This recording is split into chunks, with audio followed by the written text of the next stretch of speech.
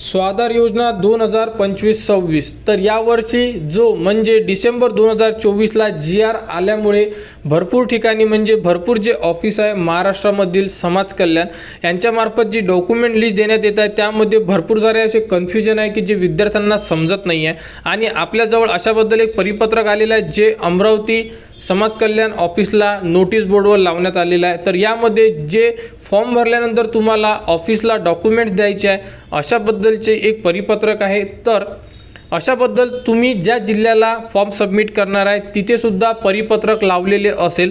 या परिपत्रकानुसार तुम्ही फक्त माहिती घेऊ शकता, परंतु तुम्हाला जर माहिती पाहिजे असेल तर ते तुम्हाला तुमच्या जिल्ह्यामध्ये जावं लागेल। फक्त यामध्ये हे जे परिपत्रक आहे हे अमरावती ऑफिसचं असल्यामुळे अमरावती जिल्ह्यामधील जेही विद्यार्थी आहे या प्रकारे डॉक्युमेंट्स अटॅच करून ऑफिसला सबमिट करू शकतात।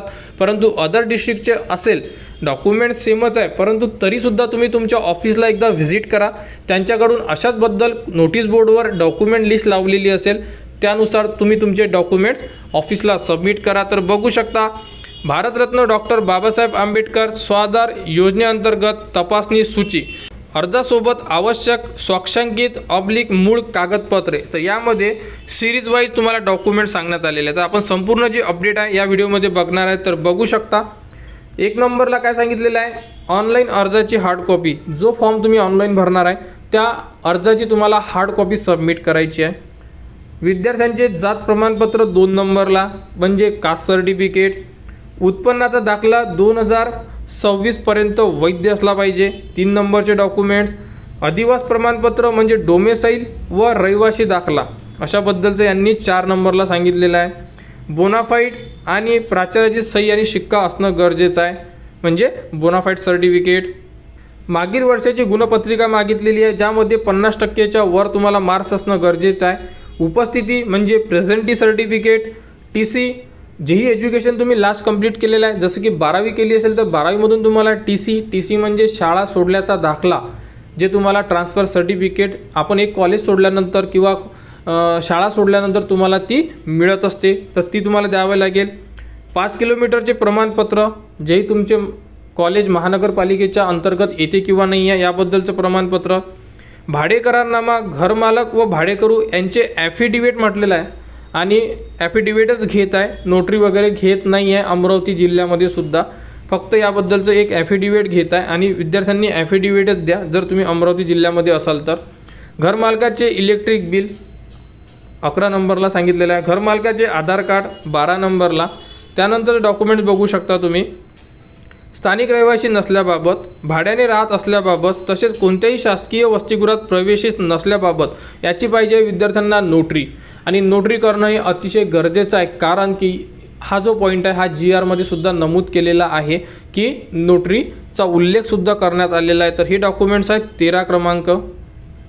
त्यानंतर विद्यार्थ्यांचे बँक पासबुक पाहिजे, त्यानंतर आधार कार्ड लिंक असल्याचा पुरावा म्हणजे बँक तुमच्या आधारसोबत लिंक आहे किंवा नाही आहे याबद्दलचा एक पुरावा, विद्यार्थ्यांचे आधार कार्ड, स्वयंघोषणापत्र, स्वयंघोषणापत्राबद्दल आपण एक व्हिडिओ दिलेला आहे आणि त्यामध्ये व्यावसायिक अभ्यासक्रम अव्यावसायिक अभ्यासक्रम दोन्ही डिक्लेरेशन स्वयंघोषणापत्राचे हे आपल्या टेलिग्राम चॅनलवर दिलेले आहे, तिथून तुम्ही डाउनलोड करू शकता आणि जर तुमच्या ऑफिसने सांगितले असेल तरच द्यावे लागेल, अन्यथा द्यायची गरज नाही आहे। कारण भरपूर सारे जे ऑफिस आहेत आपले, कोणाचे डॉक्युमेंट्स कमी आहे कोणाचे डॉक्युमेंट जास्त आहे आणि हे त्यानुसारच तुम्हाला डॉक्युमेंट द्यावे लागणार आहे। कारण आपण जो व्हिडिओ बनवतो आहे हा एका जिल्ह्याच्या माहिती घेऊन बनवतो आहे, बाकी जिल्ह्याची माहिती थोडीफार चेंजेस राहू शकते, त्यामुळे तुम्हाला हर एक व्हिडिओमध्ये सांगतो आपण एकदा व्हिजिट करा, व्हिजिट केल्यानंतर त्यांच्याकडून माहिती घ्या आणि आपला व्हिडिओ आणि त्यांची माहिती अशा आधारे तुम्हाला तुमचा जो फॉर्म आहे कंप्लीट करायचा आहे,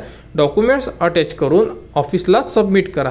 काही ठिकाणचे फॉर्म असे एक विद्यार्थी म्हणत आहे की आम्हाला ऑफिसला सबमिट करायला नाही सांगितलं, नो प्रॉब्लेम, त्यांनी जर नाही सांगितलं असेल तर तो फॉर्म तुमच्याकडे जपून ठेवा आणि जेव्हाही तुम्हाला मागण्यात येईल किंवा तुम्हाला कॉन्टॅक्ट केला जाईल त्या प्रकारे तुम्ही ऑफिसच्या कॉन्टॅक्टमध्ये राहून तो फॉर्म तुम्ही सबमिट करा। त्यानंतर बघू शकता महाविद्यालयीन प्रपत्र म्हटलेलं आहे, तर एक अमरावती जेही ऑफिस आहे त्यांनी एक सर्टिफिकेट दिलं आहे, त्यावरती त्यांनी कॉलेजची सही आणि शिक्का आणायला लावलेला आहे। तर त्याबद्दलचं एक परिपत्रक आहे. ते कॅप लेटर मागितलेलं आहे व्यावसायिक अभ्यासक्रम असल्यास, आणि भाड्याने राहत असल्यास GPS फोटो मागितलेला आहे. तर GPS फोटो कसा काढायचा याबद्दलचा सुद्धा व्हिडिओ आपल्या चॅनलवर दिलेला आहे स्टेप बाय स्टेप. तो व्हिडिओ बघून तुम्ही सुद्धा GPS फोटो काढू शकता. आता तुम्ही ज्याही जिल्ह्याला राहत असेल त्या जिल्ह्यामध्ये अशाच प्रकारे डॉक्युमेंट्स आहे का चेक करा. त्यामध्ये जर GPS असेल म्हणजे GPS फोटो मागितला असेल तर द्या, अदरवाईज द्यायची गरज नाही आहे. स्वयं घोषणापत्र असेल तर द्या, अदरवाईज द्यायची गरज नाही आहे.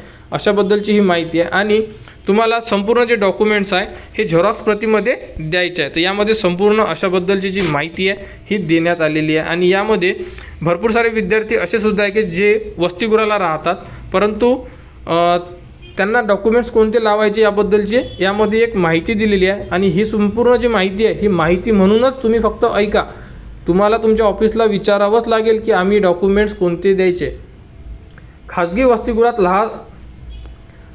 वसतिगृहात राहत असलेल्या अनुक्रमांकित 10 वर वसतिगृह अधीक्षकाचे प्रमाणपत्र, म्हणजे जर तुम्ही खाजगी प्रायव्हेट हॉस्टेलला राहत असाल तर तुम्हाला जे त्यांच्याकडून लेटर की तुम्ही त्यांच्याकडे राहत आहे अशाबद्दलचं एक लेटर देऊ शकता. वसतिगृहामध्ये तुम्ही जे शुल्क भरलेली आहे म्हणजे पैसे भरलेले आहे ते पावती देऊ शकता, मेस पावती देऊ शकता. असे कागदपत्र जेही तुमच्या वसतिगृहाचे अधीक्षक असेल म्हणजे वार्डन असेल त्यांच्या सही आणि शिक्का आणि वसतिगृहाच्या नावाचं जे लेटर असते त्यावर जर तुम्ही देत असाल तर तुम्हाला ॲफिडेविट करायची गरज नाही आहे, म्हणजे भाडे करारनामा करायची गरज नाही आहे असे यांच्याकडून सांगण्यात आलेलं आहे. म्हणून तुम्हाला सांगतो की तुम्ही सुद्धा एकदा ऑफिसला विचारा की आम्ही हॉस्टेलला राहतो, रेंट ॲग्रीमेंट देऊ शकत नाही. हॉस्टेलवाले संपूर्ण जेवढे विद्यार्थी असेल SC वाले त्यांना रेंट ॲग्रीमेंट बनवून देऊ शकत नाही, त्यामुळे ते अशा प्रकारे लेटर देतील.